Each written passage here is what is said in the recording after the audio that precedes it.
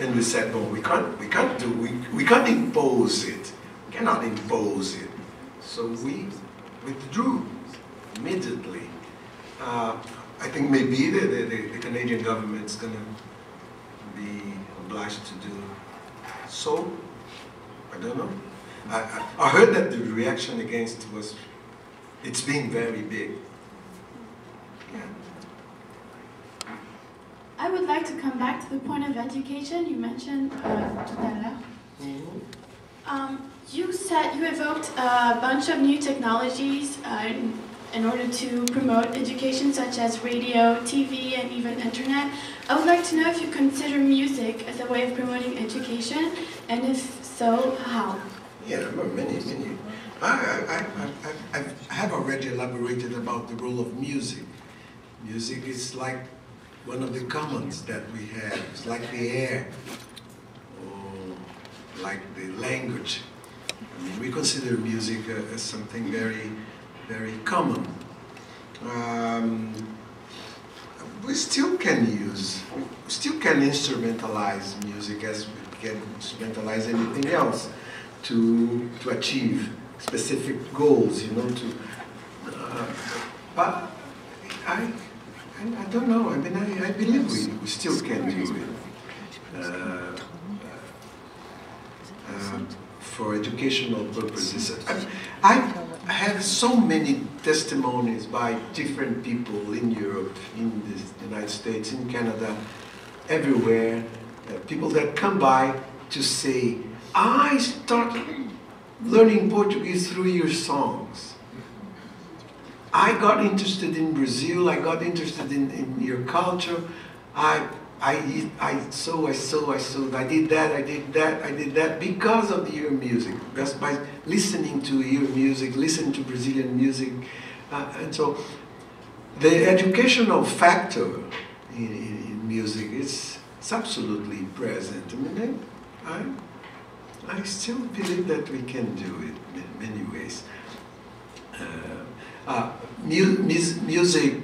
Musicology and music therapy and music so. Music is like the air. I mean, you can use, you know, to breathe, but you can bottle it too, in a sense. Like the water used to be a common good before.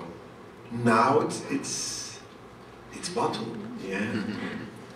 And we have agencies regulating the use of water now. We have an agency in Brazil. I think we have one here, no? Two. I think we have water agencies everywhere. I think that will probably happen with the air too. Yeah. I mean, like now, I mean, to avoid the pollution, the spoiling of the air quality and everything. We can end up by buying clean air. I mean, it's happening in Japan. Yeah, people, sometimes they go they leave home early in the morning to work with a bottle of oxygen, you know, clean air. Yeah, to have a, you know, good sometime during the day. That's it. I mean, on the other way round, we try to make other things become common things, like we're doing now with the cyberspace. I mean, we're saying no, don't privatize it all. You know, let it be common. Let it be socialized and everything.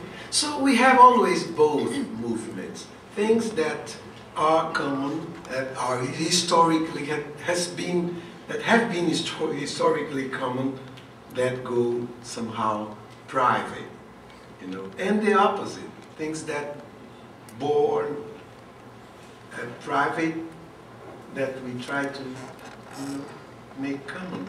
We're going to have in music serving for all of those purposes, I think.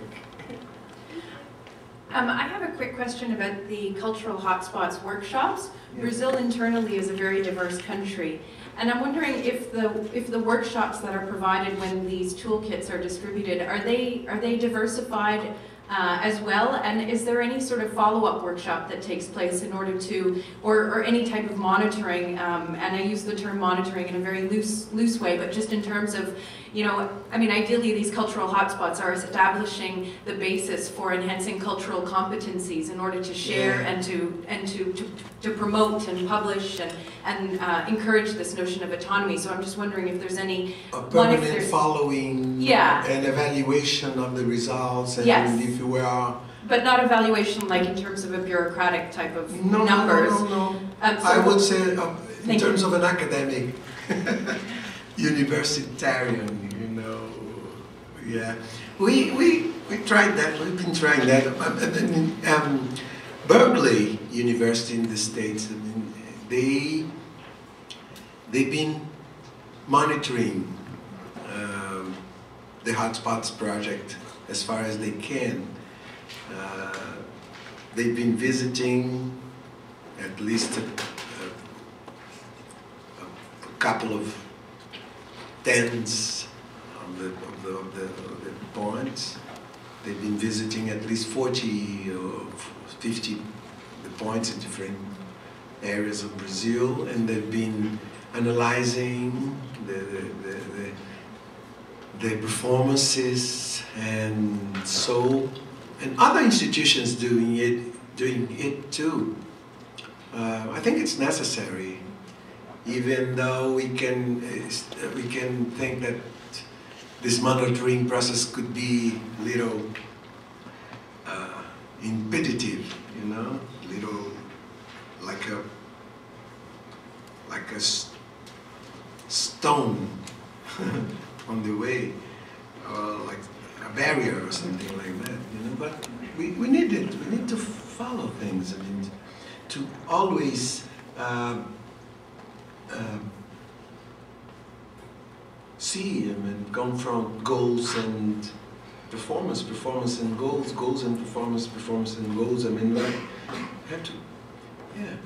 And at the same time, I mean, the natural changing of the goals and the natural changing of the performances.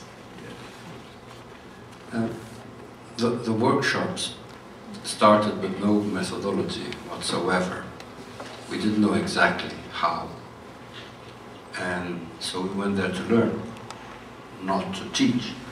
That's the first approach. And we have found out many things. Now we have local workshops. What I mean by local is that in many of these places, some of the kids knew things that we didn't. So we hired a lot of them to go on doing workshops. Plenty of people in the workshop structure that comes from the Pontos de Cultura to go there and teach.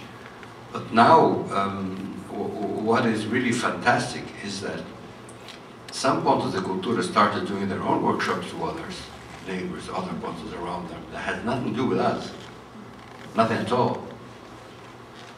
This is autonomy again. They are doing and following up. They're getting new networks within the big network that we propose them to have. That's what I call the natural changing of the performance and the natural changing of the establishing goals, like the processes.